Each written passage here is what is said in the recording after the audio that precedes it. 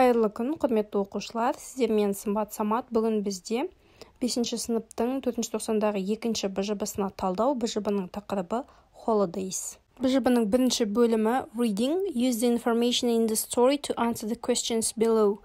Holidays деген мәтін берілген. Осы мәтіндегі ақпаратты біз төменде тест түрінде берілген тапсырмаларды орындау үшін пайдаланамыз.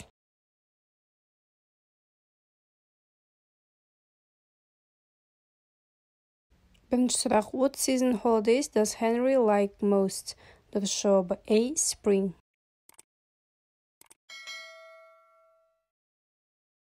Екінші сұрақ. Fall is the favorite season for? Дұрыс жауабы D. Judith.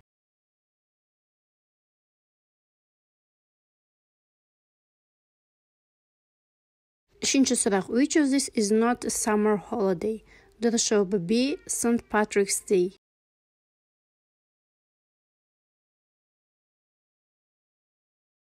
Төртінші сұрақ. Which of these is a spring holiday? Дұрыс жауабы A. Easter.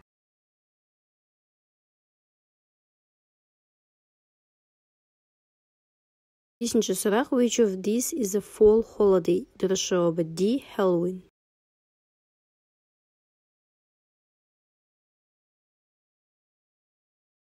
Келесі бізде екінші тапсырма Writing.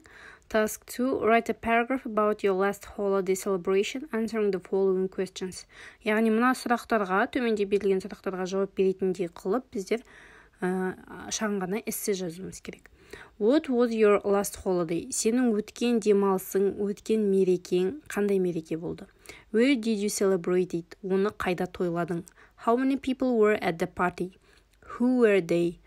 Ол жерде, яғни сол ұйымдастырылған кеште, тойлатуда кімдер болды және қаншадан болды. Did anyone get presents? What kind of presents? Біреу сыйлық алды ма? Қандай сыйлық? What did you like the most? Саған ең ұнаған нәрсе не болды? Мен мысал ретінде бір эссе жаздым, отан қорғаушылар күніне қатысты. Сіздер өз ойларыңызша, өз беттеріңізше басқа бір мерекеге жазсаңыз болады. Yesterday we celebrated the boys' holiday, 7th of May, Defender of the Fatherland Day. Кеше біз ұлдардың мерекесі 7 мамыр отан қорғаушылар күнін тойладық. We celebrated at our school. Біз оны мектепте тойладық.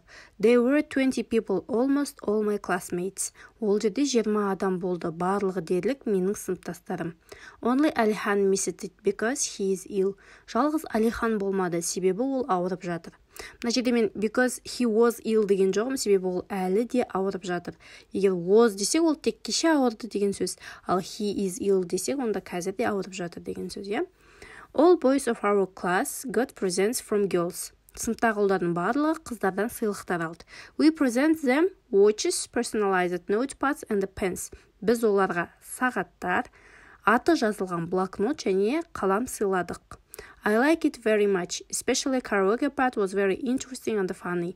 Маған мереке қатты ұнады, әсіресе караоке айтқан кезіміз өте қызықты әрі күлкілі болды. Осымен видео аяқталды. Менімен бірге болғандарыңызға рахмет. Видео егер сізге пайдалы болса лайк басып, каналға тіркелуді ұмытпаңыздар.